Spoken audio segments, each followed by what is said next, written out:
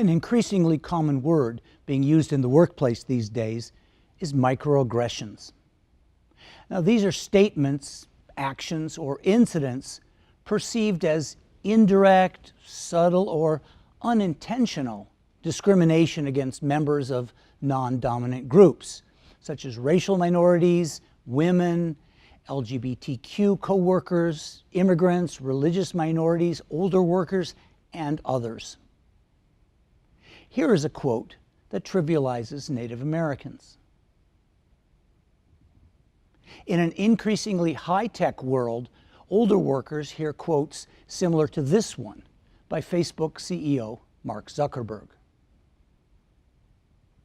Co-workers with disabilities might hear this one. Demeaning to African Americans would be this quote. Male employees or supervisors have been heard to call female coworkers uninvited nicknames like these.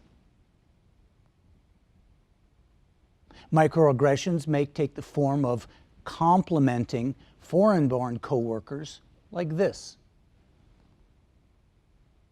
It might take the form of this comment to an LGBTQ coworker. The problem with microaggressions is they seem like no big deal. After all, they often come from well-intended coworkers. However, their effect is both othering and cumulative and should not be minimized.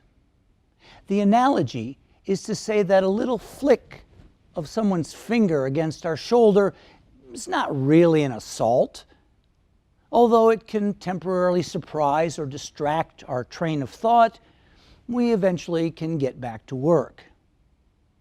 However, imagine if that happens 20 times a day.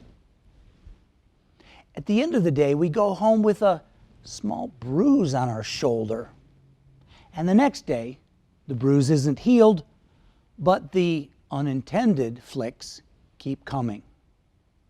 And then they begin to hurt. And then they affect our morale.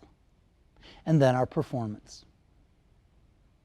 How can we reduce microaggressions in the workplace? We can start by learning about the marginalization of coworkers who are not like us. We can have the understanding that we all grew up with our own cultural blinders. We can make a commitment to making our workplaces safe and welcoming. And we can begin practicing responses to microaggressive behaviors when we see them happening.